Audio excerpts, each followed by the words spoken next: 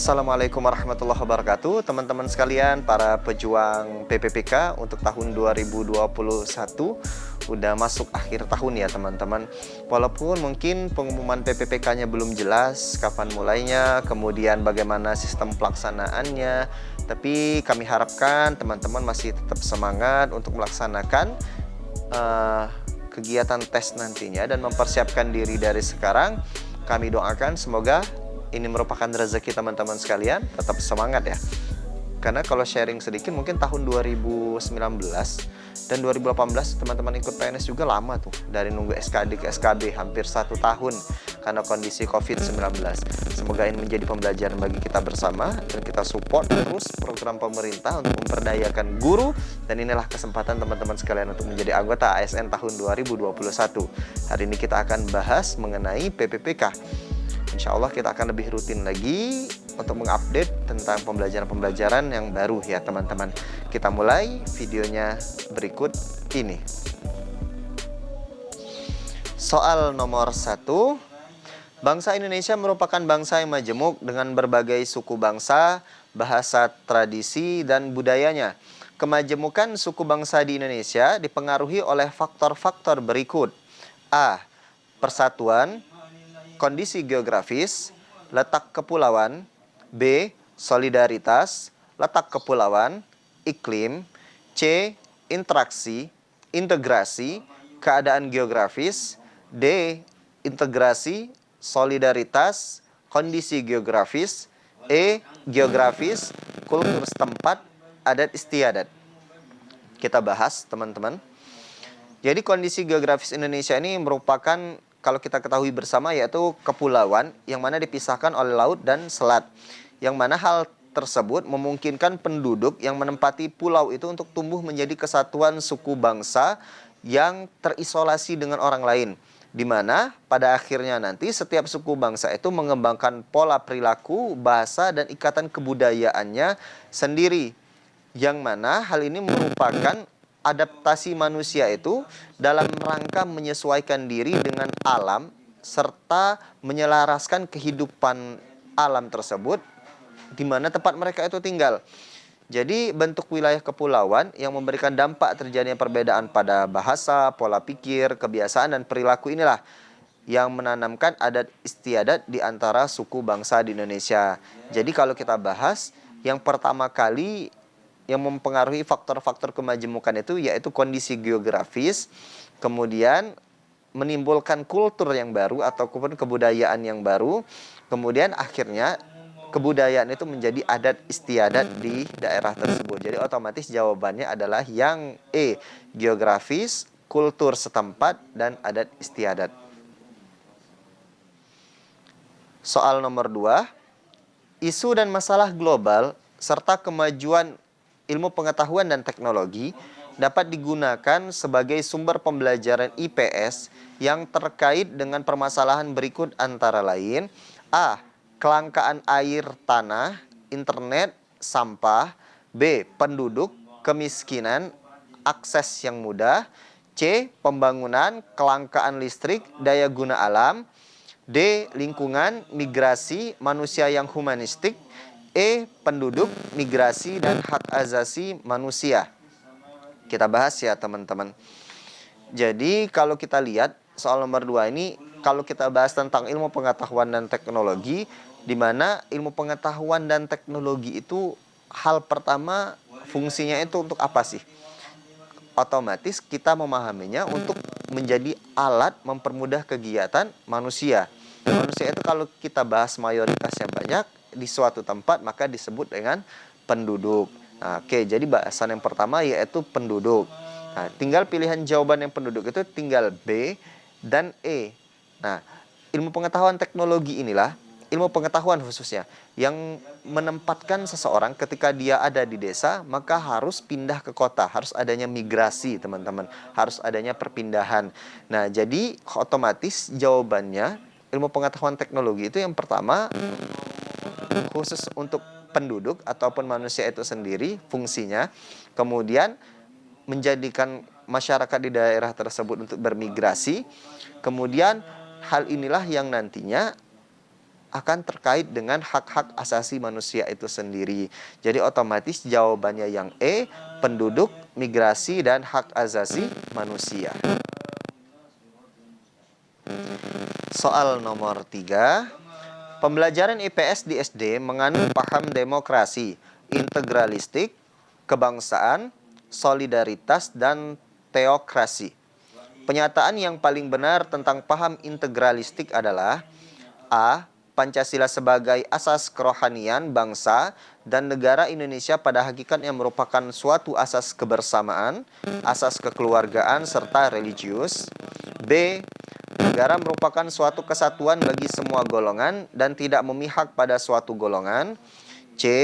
Bangsa adalah satu kesatuan utuh dan menyeluruh dari berbagai suku bangsa dan kepulauan. D. Pancasila sebagai asas kesatuan bangsa yang bersifat tunggal yang wajib diamalkan secara murni dan konsekuen. E. Negara merupakan kekuatan bagi warganya untuk hidup dan saling menghargai satu sama lain. Kita jawab teman-teman.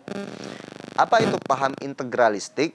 Jadi paham integralistik yang terkandung dalam Pancasila itu adalah meletakkan asas kebersamaan hidup, kemudian mendambakan keselarasan dalam hubungan antar individu maupun masyarakat. Sehingga dalam pengertian ini, paham negara yang integralistik itu tidak memihak kepada yang kuat, tidak mengenal dominasi mayoritas, dan juga tidak mengenal tirani minoritas. Itu teman-teman. Jadi maka yang terkandung di dalam nilai kebersamaan, kekeluargaan, kebineka tunggal ikaan, nilai religius, kemudian nilai religius yang selaras ya teman-teman. Jadi paham integralistik itu merupakan aliran pemikiran yang sesuai dengan watak bangsa Indonesia yang bersifat kekeluargaan dan tolong-menolong. Itu teman-teman. Jadi integralistik itu adalah sesuai dengan watak bangsa Indonesia yang bersifat kekeluargaan dan tolong-menolong. Dengan adanya hal tersebut, maka otomatis jawaban yang paling sesuai yaitu yang E. Karena negara itu merupakan kesatuan bagi warga negaranya untuk hidup dan saling menghargai satu sama lain. Jadi jawabannya yang E. Soal nomor 4. Iptek pada hakikatnya merupakan produk budaya yang mengakibatkan terjadinya global village, yaitu menceritakan tentang A. Pengalaman sosial budaya dalam hubungan antar manusia. B. Penyebaran budaya secara masif dan konseptual. C. Tembusnya nilai budaya antar bangsa. D. Kedekatan jarak relatif antar ruang di permukaan bumi. E. Hilangnya batas-batas budaya antar negara. Jadi kita bahas dulu. Apa sih itu global village? Jadi global village itu merupakan sebuah konsep mengenai perkembangan teknologi komunikasi di mana dunia itu dianalogikan menjadi sebuah desa yang sangat besar. Itu global village itu. Jadi dunia itu diibaratkan ataupun disama persiskan dengan sebuah desa yang sangat besar. Jadi seperti itu. Sedangkan menurut Marshall McLuhan memperkenalkan konsep ini sebenarnya pada tahun 60-an dalam bukunya yang berjudul Understanding Media. Itu ya teman-teman. Jadi konsep ini berangkat dari pemikiran McLuhan pada suatu saat nanti informasi akan sangat terbuka dan dapat diakses oleh semua orang. Itu. Jadi global village itu tuh karena teknologi zaman sekarang itu bisa mengakses, kita ada di daerah mana, bisa mengetahui berita di daerah mana. Itulah yang dinamakan dengan global village. Jadi kalau kita pahami konsep global village itu adanya keterbukaan jarak ya teman-teman. Dan pilihan jawaban tentang adanya kedekatan jarak itu otomatis jawabannya yang D. Kedekatan jarak relatif antar ruang di permukaan bumi. Soal nomor 5. Perilaku yang sesuai untuk menanggulangi hambatan dan gangguan dalam membangun integrasi nasional pada era global adalah A. Selalu memakai barang produksi dalam negeri. B. Mempelajari semua budaya daerah yang beraneka ragam. C. Berpartisipasi menggalang persatuan dan kesatuan dalam kemajemukan.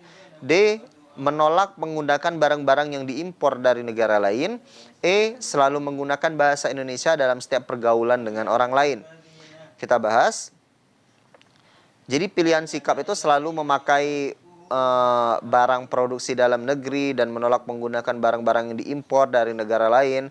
Itu merupakan bagian dari sikap menghargai karya anak bangsa, ya teman-teman. Jadi sedangkan sikap selalu menggunakan bahasa Indonesia itu dalam setiap pergaulan dengan orang lain serta mempelajari semua budaya daerah yang beraneka ragam, itu menunjukkan dimensi masyarakat yang multi budaya. Jadi hal inilah yang menjadi karakter bangsa Indonesia sebenarnya teman-teman. Tetapi belum ada penekanan pemaknaan pentingnya mempromosikan sikap untuk memperkuat kesatuan dan persatuan bangsa. Jadi kalau kita bahas yang sesuai dengan pertanyaan tentang perilaku yang sesuai untuk menanggulangi hambatan dan gangguan dalam membangun integrasi nasional pada era global, otomatis jawabannya yang C, yaitu berpartisipasi menggalang persatuan dan kesatuan dalam kemajemukan. Soal nomor 6. Sesuai dengan standar proses pendidikan dalam kurikulum 2013, salah satu prinsip pembelajaran yang harus diterapkan guru dalam pembelajaran IPS contohnya adalah dari peserta didik diberitahu menjadi peserta didik mencari tahu. Berdasarkan prinsip ini, maka pendekatan pembelajaran yang harus digunakan guru IPS tersebut adalah A. Deduktif, B. Induktif, C. Reflektif, D. Edukatif, E. Perspektif. Kita bahas ya teman-teman. Dari pembelajaran induktif nih. Pembelajaran induktif itu adalah sebuah pembelajaran yang bersifat ilmiah dan sangat efektif untuk membantu siswa mengembangkan keterampilan berpikir tingkat tinggi. Atau biasanya guru-guru kenal itu dengan pembelajaran yang HOTS, Higher Order Thinking Skills, dan keterampilan berpikir kritis ataupun critical thinking. Ini adalah pembahasan di konteks taksonomi Bloom C6 ya teman-teman, ataupun berpikir kreatif seperti itu. Jadi pembelajaran induktif itu dirancang berdasarkan teori konstruktivisme. Kalau bagi teman-teman yang belum tahu ya teman-teman. Jadi pendekatan ini membutuhkan guru yang terampil dalam bertanya. Jadi melalui pertanyaan inilah guru tuh akan membimbing siswa dalam membangun pemahaman terhadap materi pembelajaran dengan cara berpikir dan membangun idenya, seperti itu teman-teman. Jadi pada pembelajaran induktif, pada akhirnya nanti guru dapat memberikan informasi yang akan memberikan ilustrasi tentang topik yang akan dipelajari siswa. Kemudian guru tersebut akan membimbing siswa untuk menemukan pola-pola tertentu dari ilustrasi-ilustrasi yang diberikan. Jadi otomatis jawabannya yang sesuai yaitu yang B, induktif. Soal nomor 7. Dalam pembelajaran IPS, peserta didik diharapkan dapat membangun sendiri pengetahuannya, mencari makna sendiri, mencari tahu tentang yang dipelajarinya, dan menyimpulkan konsep dan ide baru dengan pengetahuan yang sudah ada dalam dirinya. Sesuai dengan prinsip dari peserta didik diberitahu menjadi peserta didik yang mencari tahu. Teori belajar yang paling sesuai untuk digunakan dalam pembelajaran IPS tersebut adalah A. Behaviorisme, B. Positivisme, C. Konstruktivisme, D. Gestalt, E. Stimulus response. Jadi kita bahas ya teman-teman. Jadi sebenarnya ini jawabannya yaitu konstruktivisme. Jadi kita lebih kenal sedikit lagi tentang konstruktivisme. Jadi konstruktivisme ini merupakan salah satu komponen sebenarnya dari contextual teaching learning ataupun CTL. Bagi teman-teman guru mungkin udah paham ya. Jadi konstruktivisme itu merupakan pengembangan pikiran bahwa siswa akan belajar lebih bermakna apabila ia diberikan kesempatan untuk bekerja, menemukan dan mengkonstruksi sendiri pengetahuan dan keterampilannya itu. Jadi kalau kita bahas secara singkat, konstruktivisme itu apa? Jadi konstruktivisme itu adalah bagaimana siswa membangun pemahaman mereka sendiri dari pengalaman baru berdasarkan pada pengetahuan awal. Itu teman-teman. Jadi pembelajaran dengan konstruktivisme ini harus dikemas menjadi proses untuk mengkonstruksi ataupun menemukan pola, bukan menerima pengetahuan seperti knowledge based constructivism, seperti itu teman-teman. Jadi hal ini menekankan kepada pentingnya siswa untuk membangun sendiri pengetahuan mereka lewat keterlibatan mereka secara aktif dalam proses belajar mengajar. Jadi otomatis jawaban yang paling sesuai ya pasti yang C, konstruktivisme, di mana siswa itu harus mencari tahu sendiri dari pertamanya diberitahu menjadi mencari tahu. Jadi jawaban yang C, konstruktivisme. Soal nomor 8. Kebanyakan masalah dan pengalaman termasuk dalam belajar bersifat interdisipliner. Sehingga untuk memahami, mempelajari dan memecahkan diperlukan multi skills. Sesuai dengan kurikulum 2013, materi pembelajaran IPS mencakup berbagai konsep secara komprehensif. Seyogyanya penyajian diorganisasikan dengan menggunakan prinsip dan pendekatan. A. Parsial. B. Disiplin. C. Terpadu. D. Terpisah. E. Komprehensif. Jadi kita bahas teman-teman. Jadi karakteristik IPS itu terlihat pada unsurnya sebenarnya teman-teman. Jadi adanya unsur yang kompleks, yang mana hal tersebut merupakan gabungan dari berbagai konsep dari ilmu-ilmu sosial sehingga memiliki pemahaman utuh. Itulah yang disebut dengan komprehensif. Seperti kalau kita lihat di kurikulum 2013 adanya kompetensi inti, kemudian diturunkan lagi menjadi kompetensi dasar, di mana dalam pembelajaran IPS juga merupakan misal nih sebuah tema dari gabungan ilmu-ilmu sosial itu biasanya. Jadi di mana tematik tersebut dapat berupa masalah sosial, peristiwa dan perubahan kehidupan masyarakat, kewilayahan, adaptasi dan pengelolaan lingkungan dan semua kebutuhan dari manusia itu.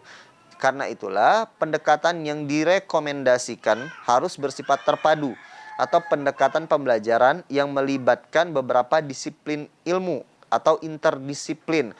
Hal tersebut untuk memberikan pengalaman yang bermakna kepada peserta didik. Kemudian selain pengalaman bermakna, pengalaman tersebut juga harus bersifat luas sehingga tidak tampak monodisiplin keilmuannya. Jadi pembelajaran apa yang sesuai, otomatis pembelajaran yang terpadu yang menggabungkan berbagai komponen ilmu pengetahuan. Jadi jawabannya yang C, terpadu. Soal nomor 9. Berikut ini merupakan contoh alat atau media pembelajaran IPS berbasis teknologi informasi dan komunikasi ataupun TIK, kecuali A. Video pembelajaran, B. Film dokumenter, C. Overhead proyektor, D. Closed circuit television, E. Computer assisted instruction. Kita bahas. Sebenarnya jawabannya langsung aja ya teman-teman. Jawabannya itu adalah C, overhead projector. Mengapa jawabannya overhead projector? Jadi OHP ini merupakan jenis perangkat keras ataupun hardware yang sederhana, yang mana terdiri atas sebuah kotak yang bagian atasnya sebagai landasan yang luas untuk meletakkan transparansi yang memuat materi pengajaran.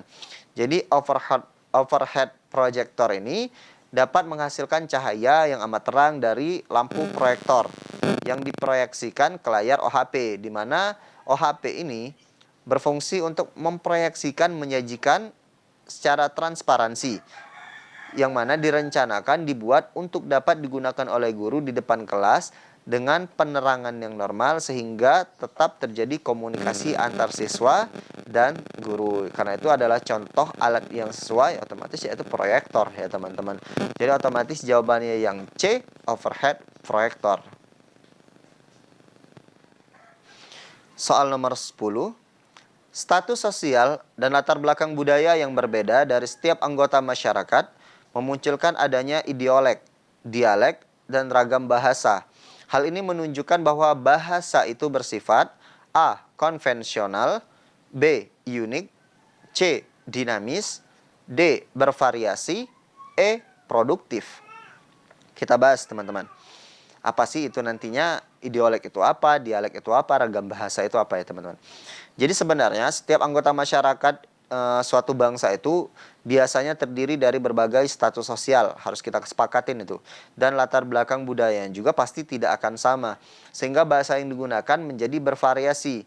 Sebenarnya ada 3 istilah dalam variasi bahasa itu. Yang pertama, ideolek. Ideolek itu adalah ragam bahasa yang sifatnya itu perorangan. Kemudian dialek. Dialek itu adalah variasi bahasa sekelompok anggota masyarakat di suatu tempat ataupun di suatu waktu.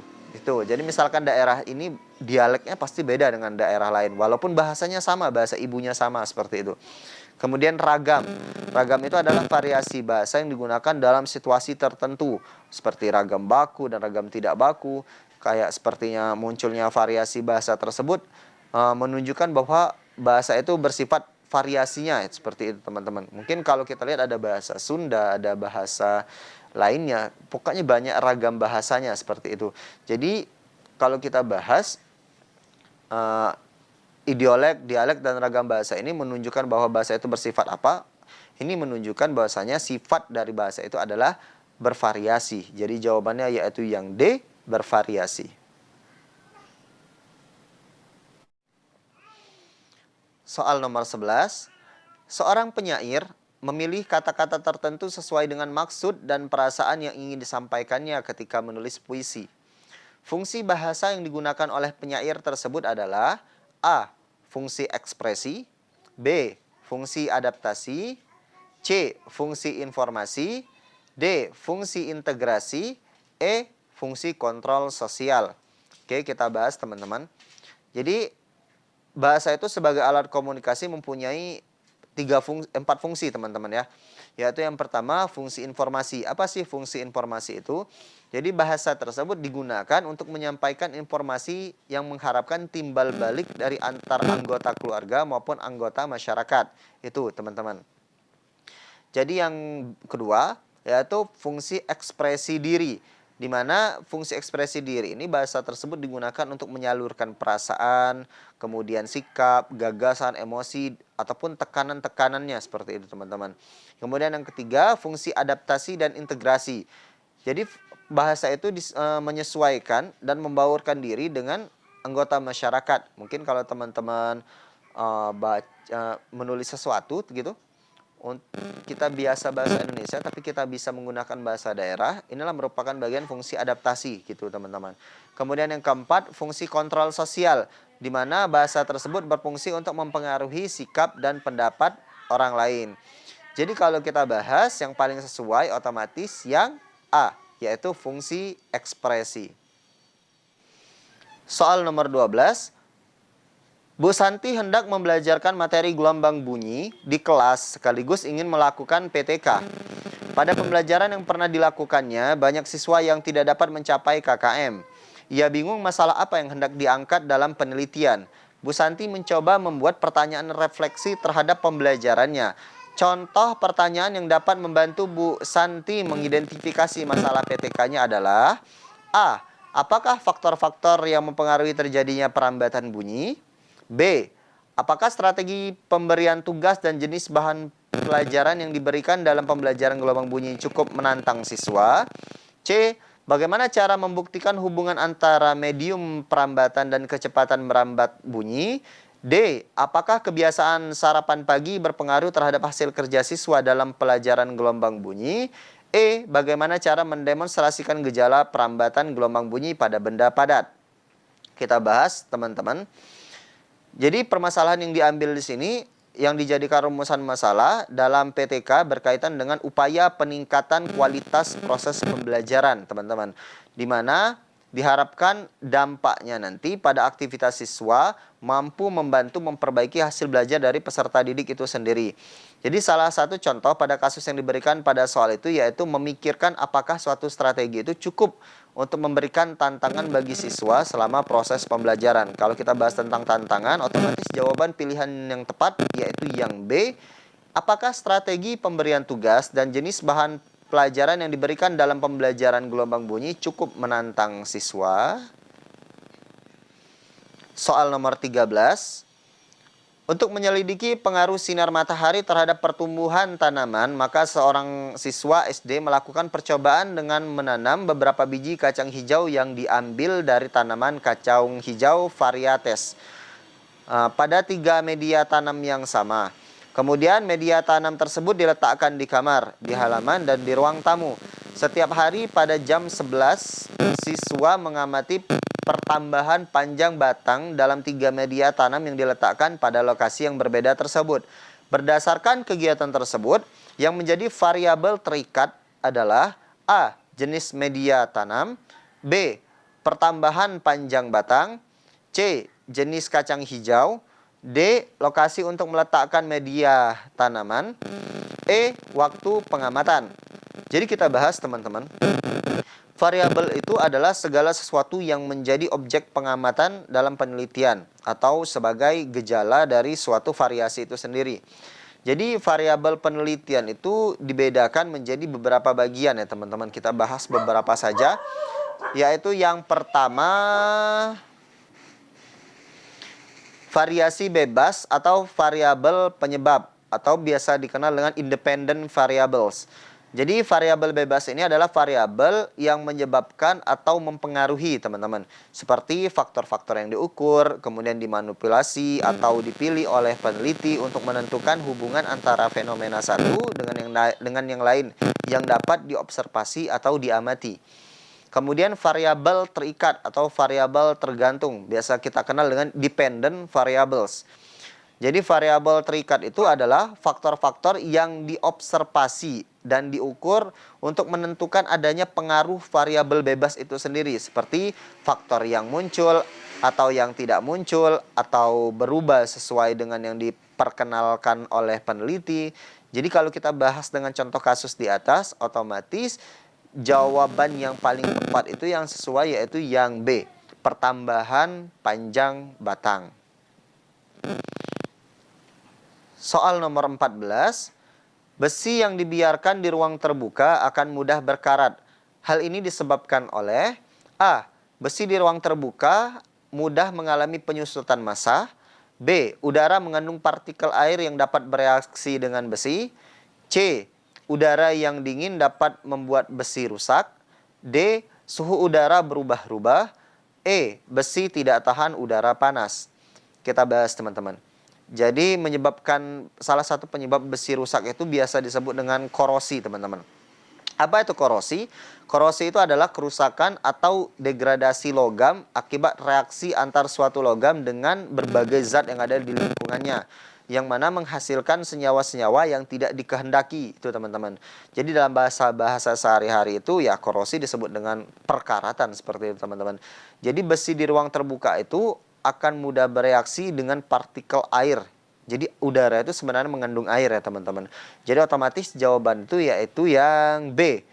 Udara mengandung partikel air yang dapat bereaksi dengan besi. Soal nomor 15, kita perhatikan gambar yang ada di sampingnya. Fungsi rangka yang ditunjukkan oleh nomor 2 pada gambar di samping adalah A. Menopang berdirinya tubuh. B. Melekatnya otot tulang belakang. C. Melindungi organ tubuh yang penting. D. Tempat melekatnya otot tangan. E. Melindungi sumsum tulang belakang. Kita bahas teman-teman. Jadi kalau kita teman-teman perhatiin, nomor 2 itu yaitu ya tulang rangkanya seperti itu teman-teman. Apa sih fungsinya? Jadi fungsi pada bagian nomor 2 itu otomatis yaitu yang C. Yaitu melindungi organ tubuh yang penting. Soal nomor 16. Salah satu kegiatan ekstrakurikuler yang diikuti oleh Gading di sekolahnya adalah bela diri. Untuk berlatih tenaga dalam, dia menggunakan pernafasan perut. Mekanisme inspirasi pernapasan perut adalah A. Otot antar tulang rusuk berkontraksi, tulang rusuk terangkat, rongga dada membesar, volume rongga dada membesar, tekanan udara rongga dada turun, udara luar masuk ke paru-paru. B. Diafragma berkontraksi, volume rongga dada besar, tekanan udara rongga dada menurun, udara luar masuk paru-paru. C. Otot antar tulang rusuk relaksasi, tulang rusuk turun, rongga dada mengecil, volume rongga dada mengecil, tekanan udara rongga dada besar, udara keluar dari paru-paru. D. Diafragma relaksasi, volume rongga dada turun, tekanan udara rongga dada besar, udara luar masuk paru-paru. E. Otot antar tulang rusuk berkontraksi, tulang rusuk turun, rongga dada mengecil, volume rongga dada turun, tekanan udara rongga dada besar, udara luar masuk paru-paru. Kita bahas teman-teman ya, panjang ini. Pernapasan perut itu adalah pernapasan melibatkan otot diafragma, itu teman-teman, kunci pertamanya. Jadi mekanismenya dapat dibedakan menjadi dua hal. Yang pertama yaitu fase inspirasi, kemudian ada fase ekspirasi. Apa sih itu fase inspirasi? Jadi fase ini merupakan fase kontraksi otot diafragma sehingga rongga dada membesar. Akibatnya, tekanan dalam rongga dada itu menjadi lebih kecil daripada tekanan di luar. Sehingga udara dari luar itu yang kaya akan oksigen itu masuk. Kemudian masuk kepada fase ekspirasi, di mana fase ini merupakan fase relaksasi atau kembalinya otot diafragma ke posisi semula yang diikuti oleh turunnya tulang rusuk sehingga rongga dada menjadi kecil.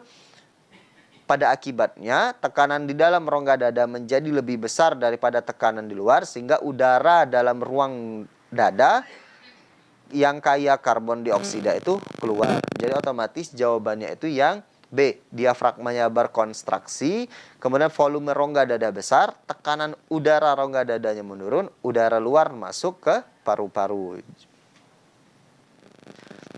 Soal nomor 17. Santan kelapa dibuat dengan cara memisahkan campuran santan, air, dan ampas kelapa. Cara pemisahan demikian ini merupakan salah satu contoh dari pemisahan materi dengan cara A. Filtrasi, B. Kristalisasi, C. Sublimasi, D. Kromatografi, E. Destilasi. Jadi kita bahas teman-teman. Jadi santan kelapa itu dibuat dengan cara memisahkan campuran santan, air, dan ampas kelapa dengan menggunakan saringan. Dengan menggunakan saringan yang berpori-pori kecil inilah, santan kelapa itu dapat melewati lubang-lubang saringan itu dan ampas kelapanya tertahan dalam saringan. Jadi cara pemisahan materi ini otomatis jawabannya yaitu yang A, penyaringan, atau bahasa lainnya yaitu filtrasi. Soal nomor 18. Perhatikan pernyataan berikut ini.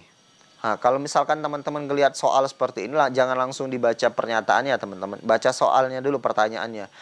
Jadi pernyataan di atas yang merupakan kelebihan teknik perkembangbiakan tumbuhan secara generatif. Nah, jadi yang ditanya itu tentang kelebihan teknik perkembangbiakan tumbuhan secara generatif adalah yang A-nya itu yaitu 1236, B1256, C1346, D1234, E5678. Kita bahas dulu teman-teman ya. Jadi kelebihan perbanyakan tanaman secara generatif itu antara lain yang pertama, tanaman yang dihasilkan itu memiliki perakaran yang kuat. Kemudian biaya yang dikeluarkan itu relatif murah. Kemudian umur tanaman akan lebih lama. Kemudian dapat menghasilkan varietas-varietas baru, yaitu dengan cara menyilangkannya. Sedangkan kelemahan perbanyakan tanaman secara generatif itu antara lain, tanaman baru yang dihasilkan belum tentu memiliki sifat yang sama dengan induknya. Kemudian varietas yang baru muncul itu belum tentu lebih baik. Kemudian waktu berbuahnya lebih lama. Serta kualitas tanaman baru diketahui setelah tanaman tersebut berbuah. Jadi otomatis jawabannya yang B, yaitu yang pertama, tanaman yang dihasilkan memiliki perakaran yang kuat. Itu tadi. Nomor 2-nya dapat menghasilkan varietas baru. Kemudian biaya yang dikeluarkan relatif murah. Dan selanjutnya umur tanaman akan lebih lama. Soal nomor 19. Perhatikan gambar tersebut. Pemasangan rel kereta api yang diberi tanda X dimaksudkan untuk A. Pada waktu udara dingin, rel tetap lurus. B. Pada waktu kereta direm, rel tidak bengkok. C. Pada siang hari yang terik, rel tidak bengkok. D. Pada malam hari yang dingin, rel tidak bengkok. Kemudian yang E. Pada waktu dilewati kereta, rel tidak goyang. Kita bahas.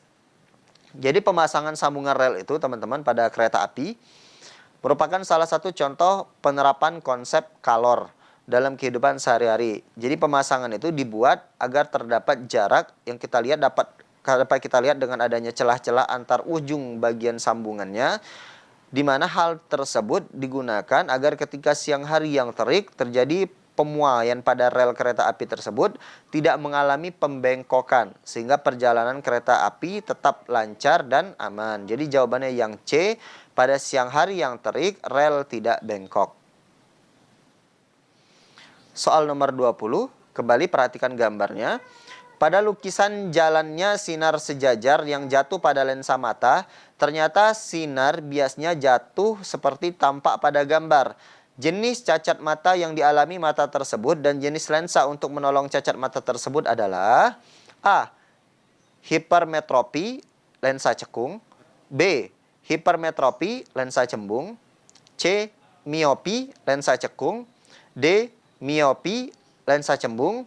E. Emetropi, lensa cekung. Kita bahas, teman-teman. Jadi berdasarkan jangkauan pandang, sebenarnya mata manusia itu dibedakan menjadi dua macam, yaitu mata normal, biasa kita sebut dengan emetropi, dan mata cacat. Jadi mata normal itu ataupun emetropi udah pasti kita paham ya. Kalau penjelasannya itu, mata normal ataupun emetropi itu adalah jarak terdekat yang dapat difokuskan mata disebut titik dekat mata, di mana PP-nya sama dengan misalkan beberapa seperti itu. Dimana kalau kita bahas dengan contoh, orang dewasa muda itu biasanya mempunyai titik dekatnya 25 cm.